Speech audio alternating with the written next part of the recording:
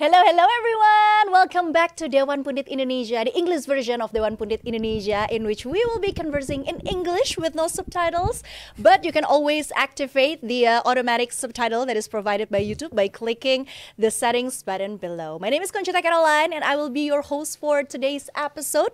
As per usual, we're here to bring you the latest and most exciting news from the world of football.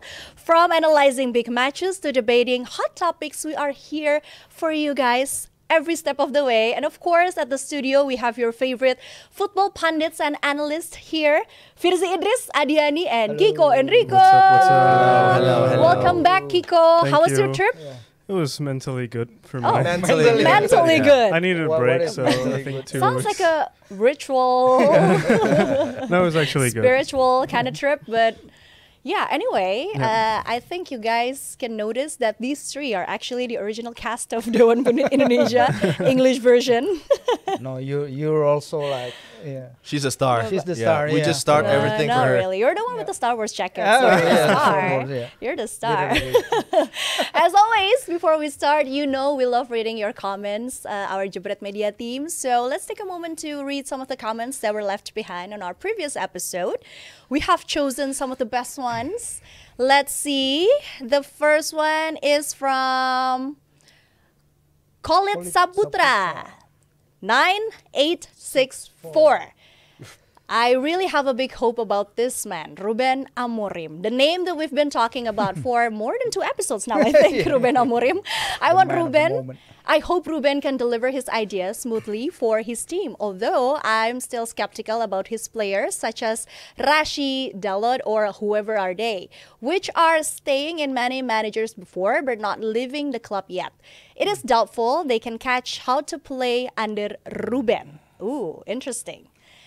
Okay, moving on to the next one, or shall we discuss this first, you It's going guys? to be a long discussion. We love that I topic, know, don't we? so Man United. I'm a bit hesitant to jump into this topic of discussion. He can't wait. no way. Adi with all the brain in it. Do you have anything to comment? That's a great is it a statement or a question? An observation, I think. Observation. Observation. Early criticism. The system is doing very well for Ruben. It's Ruben, actually. Ruben. It's Yeah, Ruben. Oh, okay. Ruben Ruben. Amorim. I don't know better. But With Adi, the you have to personnel- be precise, like Ruben, like that's- Bruno Fernandes. Bruno Yeah, Fernandes. yeah. But that's why it's so important. Ruben Diaz. Ruben Diaz. Anyways, Anyways, Back to the comment. The comment. The system's been working very well for Sporting Lisbon Yeah. with their flying wingbacks, and the amount of assists that those two wingbacks have is incredible. But Manchester United just doesn't have the same quality wingbacks for the system, so that's going to be interesting. First couple of matches for Ruben to adjust himself to the players he has at Manchester United. So it's going to be interesting to see how the players react as well to someone very young, very fresh, and I think he's a bit straightforward, Ruben Amorim. So it's going to be interesting to interact with the likes of Rashford and Harry Okay. Maguire, maybe. Okay. Our first topic of discussion is actually about Ruben. So I think that's it for now. well said. That's it for now. Moving on to the second question.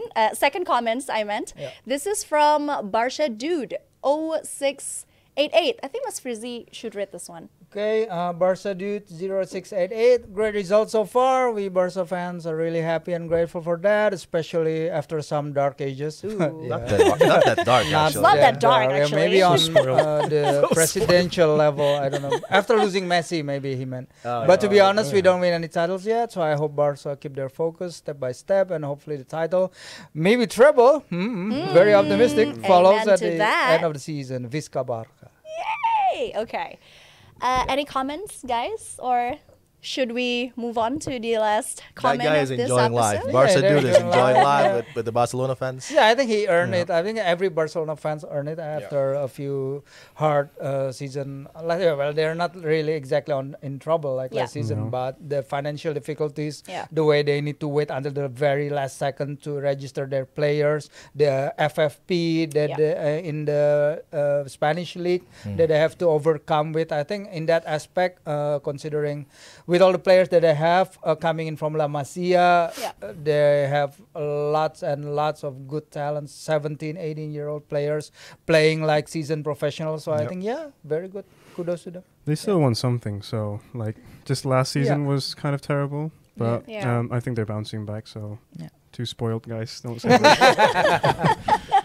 Right. Last but not least, this one is from KYCS555. I'm from Brazil, and I'm interested to look at the Indonesian football team to the right way. And finally, big thanks for this channel. I get the English version to know what they do next.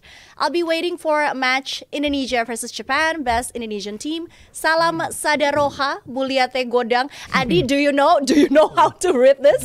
Why does it sound Batak instead of Brazil? Suspiciously That's Batak, not Portuguese. That's not Portuguese, Mulyate. So Portuguese is muliaj.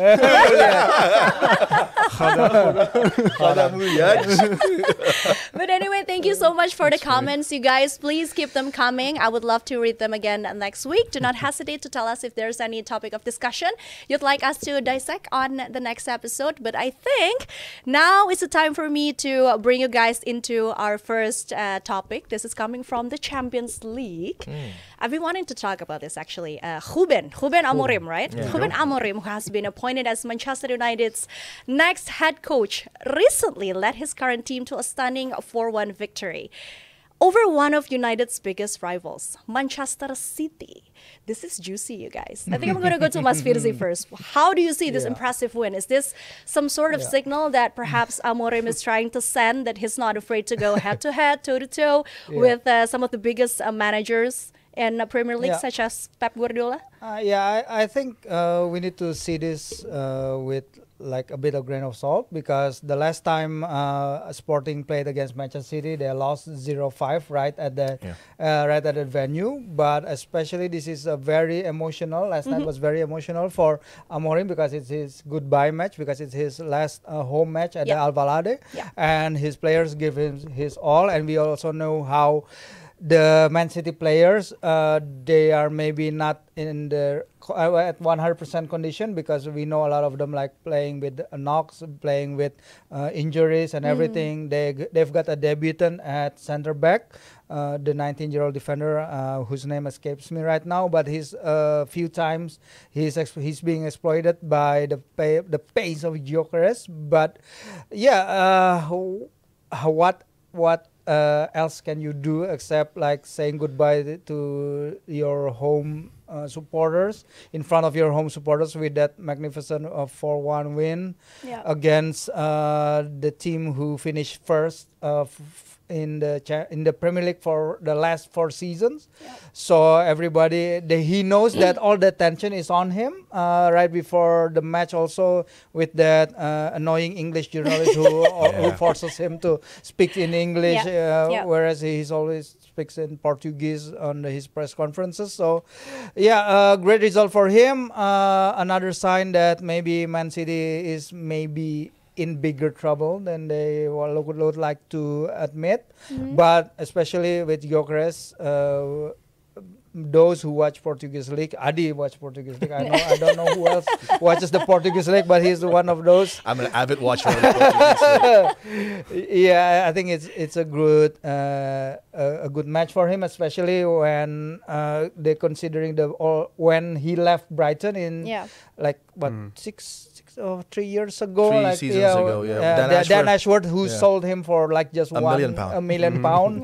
So maybe this time Ashworth can remedy that by buying, I don't know, maybe. But we've seen this before, Adi. I mean, even Ajax played really, really well when under Ten Hag, but it's a different ball game when he went to Man United. So I don't know if this we can translate this one-on-one. I don't know at the front. Maybe in the future, how about the pressure being a coach of Man United? I don't know. As Adi said, 39 years old, very young. Yeah, what do you think, Adi? Was it just a nice goodbye, or? It's a perfect send-off for a great manager. Very young. For Sporting, he's a living legend. For the things that he did for the club, for the players, for the community as well.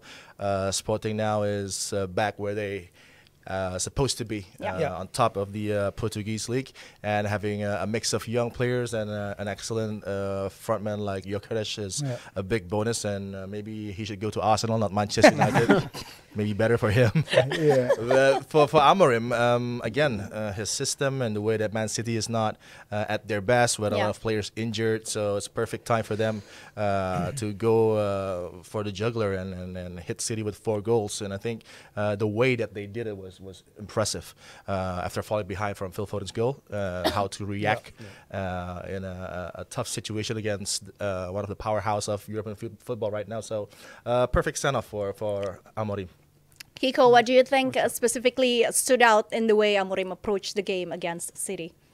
Well, it's the wing-backs, really, how fast they were and how well they defended that City side. You know, City scored a great goal in Phil Foden in the first half, and they actually played well too, City, in the first half. And I don't know what happened until Gyökeres scored his first goal, and then all of a sudden it went downhill. So they played really well. They unfortunately, City couldn't play the way they want to, as Fiji said. They played with a lot of knocks. They have a lot of players injured. I think at some point Pep Guardiola said, like, we only have like 13 players in like the main lineup and in the main team. And it's really hard, even if you're Man City, dominated English football for the recent years, and being into that position where you're exposed with that approach. And it's really nice what Amorim is doing. It's very fluid in the backside, where the 3 becomes a 2, and then 2 full-backs, and then one centre-back becomes a defensive mid.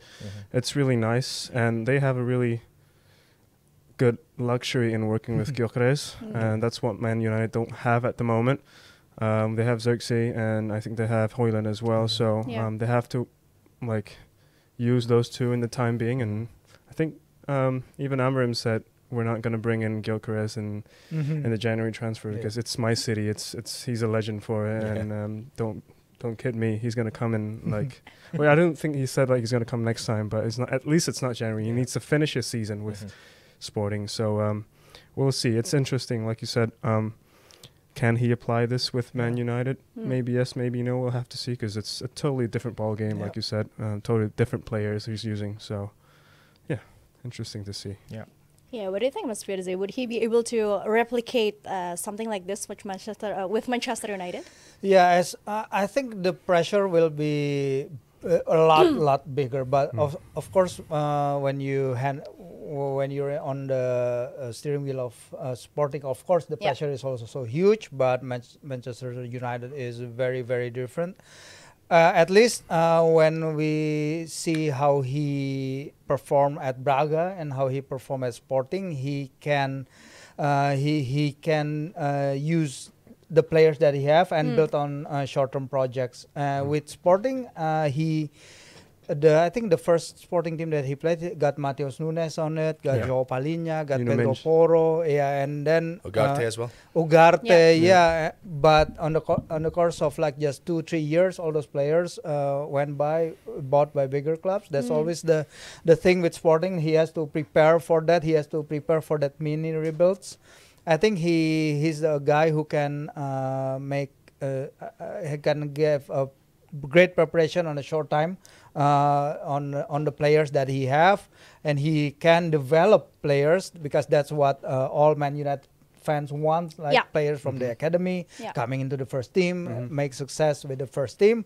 But it's a different ball game out there, and a lot of Sporting success, the way the numbers of the goals that they scored relied heavily on Gyökeres for the past 2 seasons. I think he got 39 goals involvement last season, 29 goals, 10 assists. If you watch the goals, almost exclusively all of them last season came inside the 6 yards box. He's very much a systems coach, and whoever played in that position, the players need to adapt to the system. But every every Man United fans that I know, like they are very skeptical because they don't think the players they have now are capable of playing the system that Amorim wants. So it now depends on him and all those assistant managers that he bring in. Can they make the players that they have right now better than they are? Yeah. By friends, do you mean Adi? Yeah. Is Adi included? Yeah, Adi is a Man United fan. He's a Fulham fan. Yeah, he's a Fulham fan. Yeah, come on, Fulham. Let's go. With the approach, Ten Hag doesn't have that balance for Manchester United. Tries to press, but they're not good enough in pressing. The front guys are not the best at pressing, at starting to engage with the opponents. And then the midfield, when they try to help the front men in pressing, and there's going to be a big hole in that midfield towards the back line. Disjointed structure. Just disjointed, unbalanced.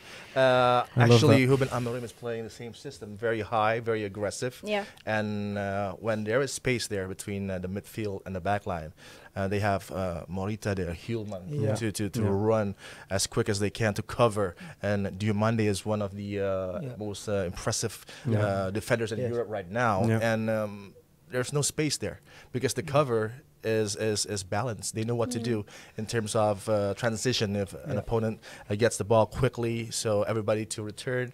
But first, the three players to start this return is those three.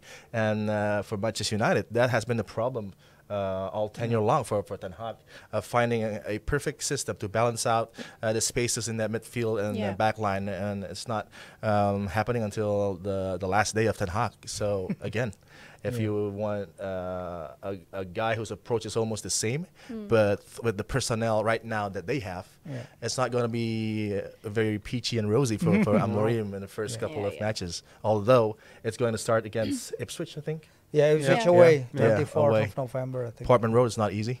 No. Not easy with Delap and Leif Davis playing very well right now for Ipswich. So again, a challenge.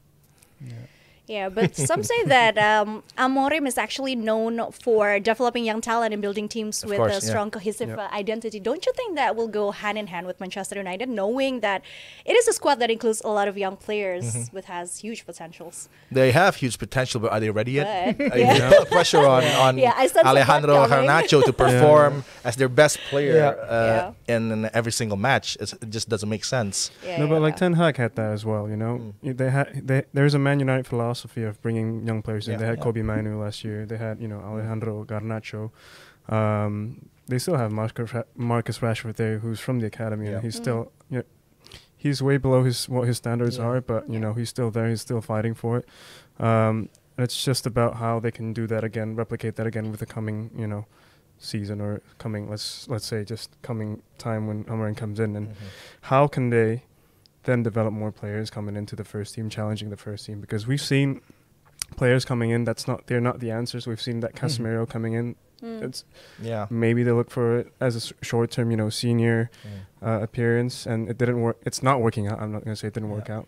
So it's in the philosophy, and hopefully Amorim can maintain that for the club. I think the difference between the senior pros in the squad, like if you say, for example, the class of '92, when they come into the senior squad, and the likes of Nicky Butt, Gary Neville, Phil Neville, etc., Beckham, they've got players like Roy Keane, Paul Ince in the squad, great experienced players, knows how to be a Manchester United player, and they guide the youngsters with them.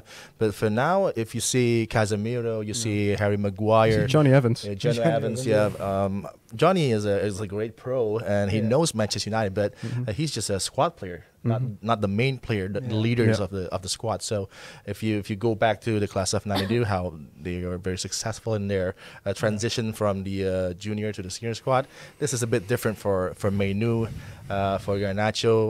They are great, excellent players, but they need help, and the senior players are not stepping up for them, helping them on the pitch. Kiko mentioned something about Gyökeres, so I kind of want to talk about the transfer rumor that's been gaining momentum. Who do you think would be the perfect recruit under Amorim for United? I got to go with two wingbacks. Because that system needs. You don't think that Dalot can perform? No, I don't think so. I think even with the likes of Reyes and Araujo, those two players are better than Dalot. in terms of providing excellent balls into the box and how they could get involved in the build-up. So I think they need a couple of wingbacks. A couple of wingbacks and maybe number 10s, a few number 10s. A few number 10s. A few number 10s, yeah. That's a lot of requests. Because they're like, you have Bruno there, but then you drop from Bruno, you drop to Mason Mount, you drop to Christian Eriksen. It's not like at the same level. I think it's not even close. Even Bruno this year, he underperformed significantly. His numbers underperformed significantly compared to last year. And Bruno should and could be the linchpin, the centerpiece of Ruben's midfield next season. But after Bruno, the team should be built upon around Kobe Maino, and then Alejandro Garnacho, considering their age and considering their potential. I think they can be that kind of players. There's also a talk about how he can play Garnacho at left wing back, but I don't know when we saw his work rate at that Chelsea game when he got slatted by Casemiro when he's not tracking back. I don't think it's a good idea based on that moment alone.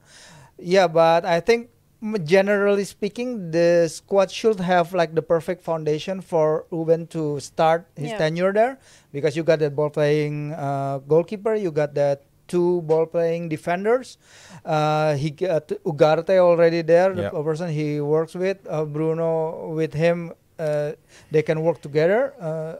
As a former midfielder I think Bruno just needs a guidance maybe. A voice that I think he just needs a kick on his backside. Speaking Portuguese as well might help because he's in position. He's creating the chances and the movements, but not clinical enough. So this is maybe a confidence problem. Maybe just speaking to him might change, or maybe move the armband, because I think the armband is too heavy for Bruno Fernandes. Do you agree, Kiko? I'm curious about that number 9 position, to be honest, because that's a huge hole left by Gyökeres, which Amorim really relies on.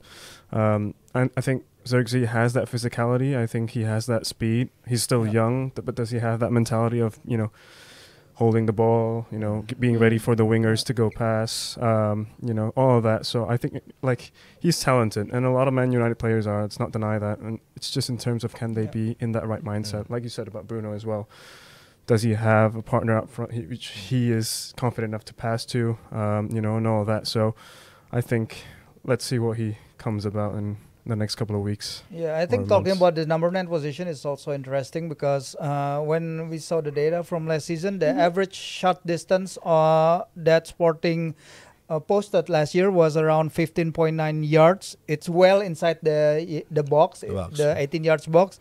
That means they created a lot of high quality chances that just need to be finished. They more or less they are playing like City a few years ago, when they like to score that cutback pass from the half space, either left or right, and then Holland or whoever it is finishing inside the 6-yard box. I think if he can recreate that with the players he has now, I think Højlund can be that fox in the box, if you want to say, because I think if he's given the chances, Højlund can finish the chances. He just needs that supply. He just needs that service to him, and I think he can be that player, at least for temporary now. I don't know about next season and the season after.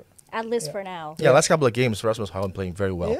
Just needs to be played the ball quicker. I think he likes to be played early by his teammates, but sometimes Garnacho moves to 3 movements, and then too long with the ball. Rashford as well. So Højlund is already trapped with 2 defenders on him.